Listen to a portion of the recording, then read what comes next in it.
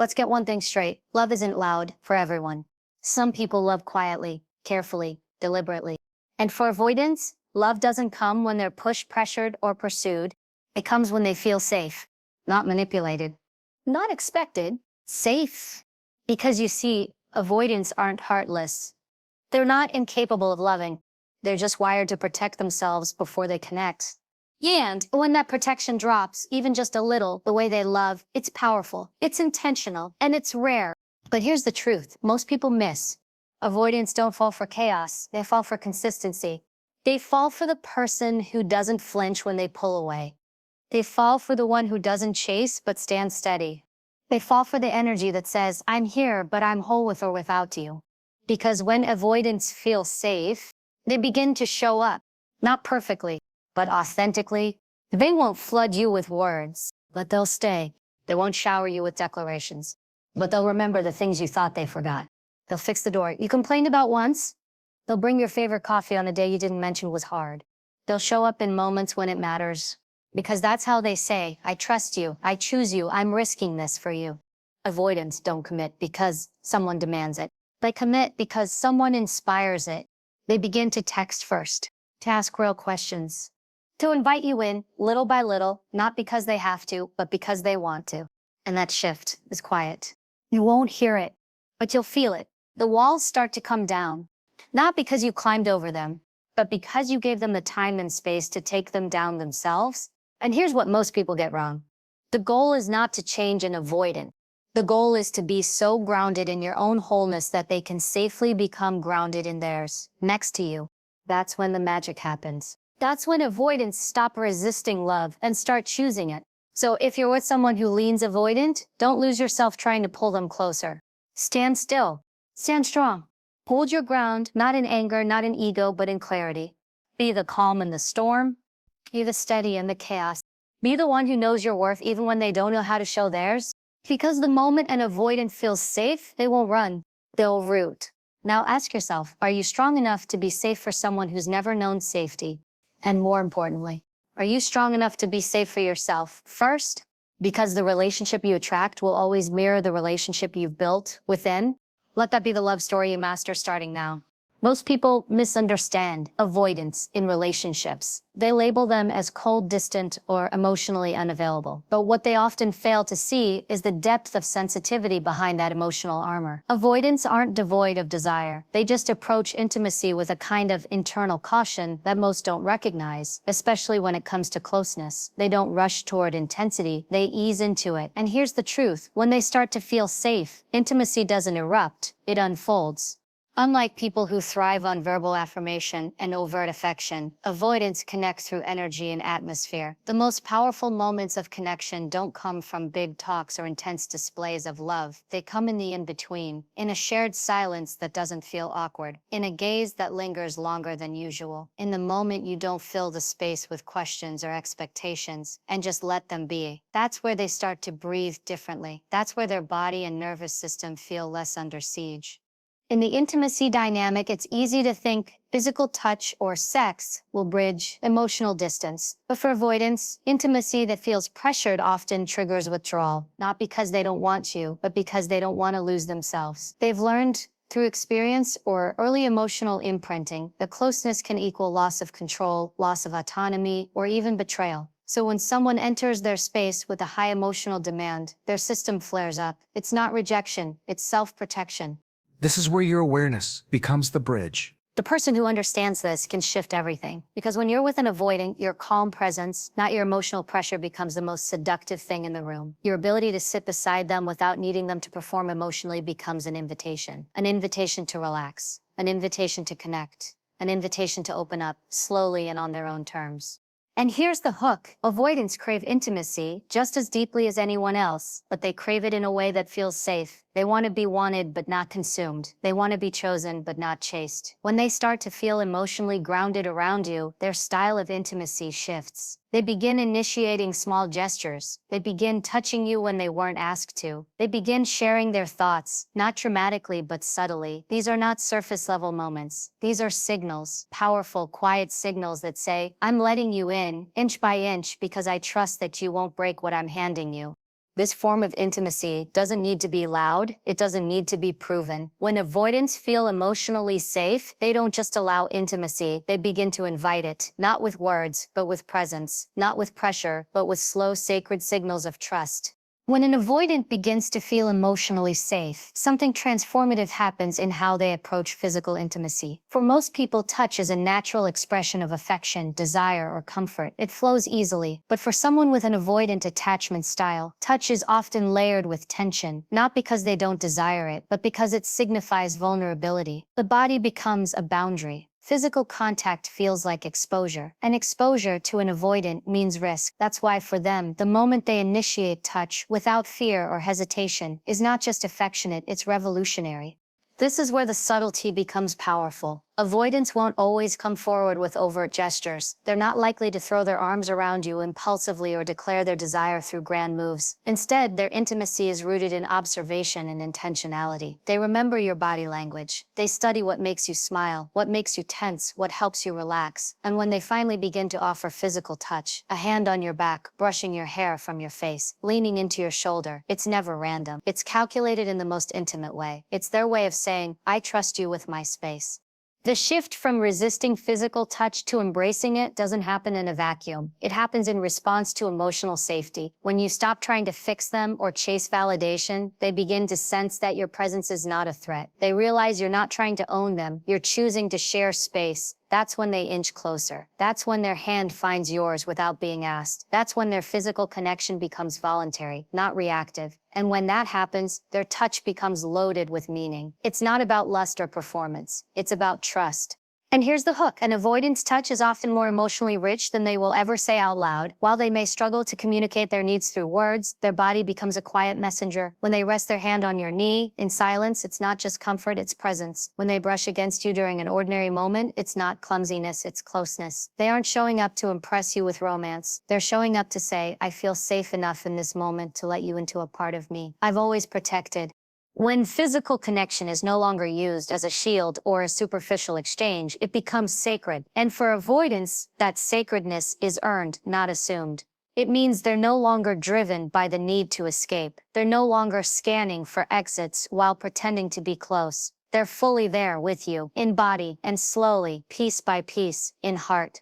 In a world that often mistakes closeness for constant contact, space can be misread as disinterest. But for avoidantly attached individuals, space is not about pulling away to disconnect. It's about preserving autonomy to stay connected. When they begin to feel safe in a relationship, space transforms from a rigid barrier into a breathing room. It becomes something they no longer use to push love away, but instead to recalibrate and return with more clarity. For avoidance, intimacy doesn't grow under pressure. It grows in the quiet, in the solitude, in the freedom to still feel like themselves, even when deeply connected to someone else. This is where so many relationships go wrong. Partners of avoidance often interpret that need for space as rejection, assuming that every pause means the bond is weakening. But when you're attuned to an avoidance rhythm, you start to see it differently. You understand that space is not a test, it's a tool. It allows them to maintain emotional equilibrium. It helps them regulate the internal overwhelm that closeness can sometimes trigger. The safety they feel with you is not measured by how often they're in your arms. It's measured by whether they can step away and know that you're still there, steady, non-reactive, whole.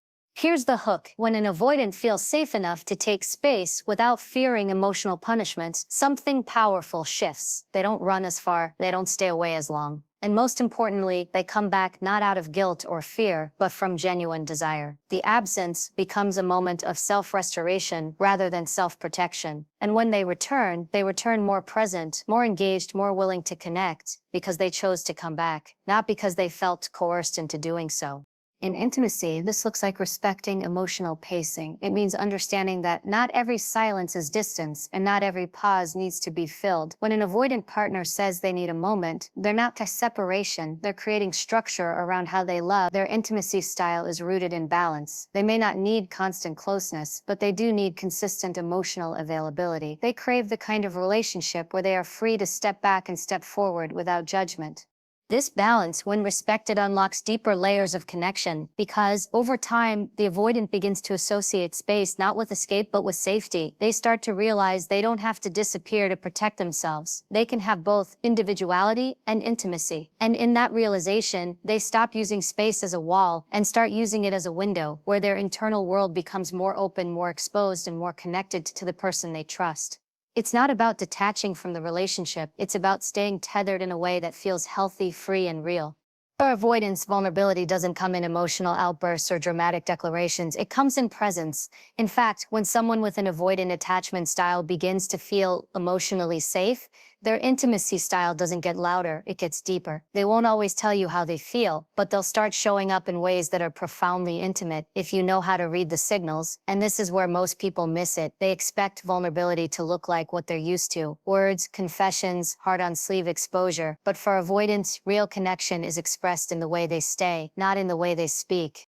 Avoidants carry a quiet kind of emotional language. Their history has taught them that saying too much, feeling too deeply, or relying too heavily can backfire. So they protect their emotional world by staying guarded. But when someone enters their life and doesn't force them to open up, doesn't push for answers, doesn't demand more than they're ready to give, something begins to shift. They feel seen without being exposed. And from that place of safety, they start offering their presence as a gift. They make time, they listen with full attention, they linger in moments they used to avoid. Their presence becomes their intimacy. And here's the hook: presence is their form of vulnerability. They won't always say, "I miss you," but they'll carve out time in a chaotic week to see you. They won't pour their emotions into long texts, but they'll sit next to you in silence, fully present. They won't gush about how much they care, but they'll remember the smallest details you thought they didn't notice. This type of connection requires emotional maturity to receive, because it's subtle, it's slow, it's steady, but it's also incredibly real.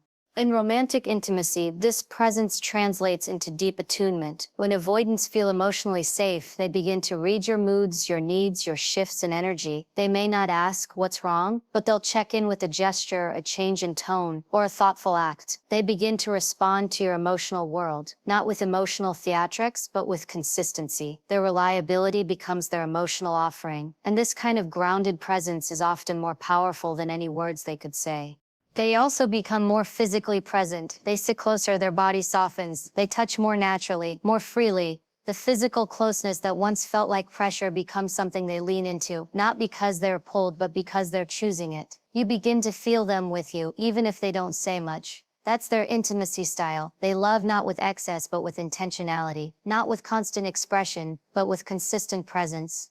And what's often overlooked is that this kind of presence from an avoidant is a sign of enormous trust. It means they've stopped scanning the environment for danger. They're not in flight mode. They're not trying to manage the risk. They're simply there with you now. And in that quiet presence is more intimacy than any elaborate speech could ever give. Avoidantly attached individuals aren't drawn to inconsistency, they're repelled by it, and while the stereotype paints them as emotionally distant or unwilling to connect, the reality is far more nuanced. They do connect, they do love, but they need a very specific environment to do so, one grounded in reliability. When they begin to feel emotionally safe, consistency doesn't just matter, it becomes the lifeline that fuels their capacity to love and express intimacy. Their nervous system, which is often tuned to detect unpredictability as a threat, begins to calm in the presence of predictable, emotionally stable connection.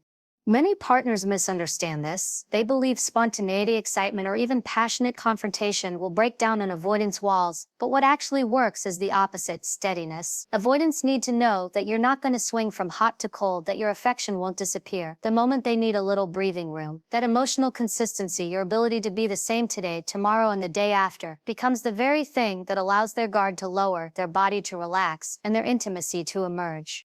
Here's the hook: emotional safety triggers sexual safety. When an avoidant begins to see that your behavior doesn't shift based on their performance, they start to move toward deeper connection, not away from it. And this shift plays out powerfully in the realm of intimacy. They may begin initiating touch, not out of obligation, but from a place of desire. They become more open to closeness, emotionally and physically, because they no longer associate that closeness with threat. Instead of interpreting your attention as a trap or pressure, they begin to see it as trustworthy. This change doesn't always come with a big announcement. It often shows up quietly: a text sent first, a kiss that lingers, a night where they hold you longer than usual. Each act is a signal: I feel safe enough to stay. Consistency doesn't mean being perfect, it means being predictable. It means showing up with the same emotional tone over time, especially in moments of stress, conflict, or vulnerability. When you respond with steadiness instead of volatility, you build credibility in their eyes. And the more credibility you build, the more their protective reflexes soften. They stop waiting for the moment things fall apart. They stop bracing for disappointment. They begin to invest emotionally, and even sexually, from a place of choice instead of fear. This is the kind of environment where the avoidant style can actually begin to rewire itself through repeated experiences of emotional consistency. They form new associations with closeness, safety instead of suffocation, warmth instead of weariness, desire instead of defensiveness. That's when true intimacy begins to form. Not fast, not loud, but real. It's born from the small, repeated experiences of showing up the same way, calm, reliable, and emotionally grounded. Once an avoidant begins to feel emotionally grounded and safe within the container of a relationship, their ability to access deeper layers of connection and sexual expression starts to bloom. This isn't a rapid transformation, it's a slow, almost imperceptible shift that builds over time, forged in the consistent experience of not being judged, not being chased, and not being emotionally cornered. When they no longer feel the need to control every aspect of the dynamic, they stop managing intimacy and start experiencing it. And this experience changes everything about the way they show up sexually, emotionally, and relationally. Avoidants often struggle with surrender, not just emotionally but physically. Letting someone in isn't just about having a conversation or spending time together. It's about allowing another human being to witness parts of themselves they've spent years hiding, parts they're not even fully comfortable with themselves. But once they feel safe enough to trust that their vulnerability won't be weaponized or used against them, a whole new intimacy blueprint begins to form. One where they stop intellectualizing closeness and start feeling their way through it. And here's the hook. Sexual freedom doesn't come from technique. It comes from trust. Avoidants may have previously used sex as a way to avoid emotional intimacy, engaging physically while keeping emotionally guarded. But once the emotional walls start coming down, the way they approach sex evolves. It becomes less about control and more about connection, less about managing impressions and more about expressing raw, unfiltered presence. Sex shifts from an escape or obligation into a powerful act of emotional affirmation. They no longer have to use physical intimacy to cover emotional distance. They begin using it to close that distance. This shift is often subtle. It may show up as more eye contact during intimacy, longer moments of shared stillness afterward, more openness in expressing desires or asking about yours. These are small but significant signals that their rhythms with closeness is changing. They're no longer running from their need for intimacy, they're embracing it, owning it, even initiating it in ways that feel grounded and reciprocal. Their sensuality starts to unfold as an extension of emotional connection, not as a replacement for it. They become more responsive, more engaged, more present, not just in physical ways, but in emotional timing, knowing when to lean in, when to offer softness, when to hold space. What once felt like resistance begins to look like rhythm, and in that rhythm you see the deeper truth. Avoidants aren't incapable of deep love and physical connection. They just need to feel completely safe to express it without losing themselves in the process. In that safety, their entire intimacy style transforms. They shift from protectors of space to creators of sacred emotional intimacy. They become partners who lead with sensitivity, who make room for both passion and peace, who no longer fear closeness but welcome it as a shared sanctuary. And it's in that sanctuary that their most uninhibited, genuine, and loving self comes forward.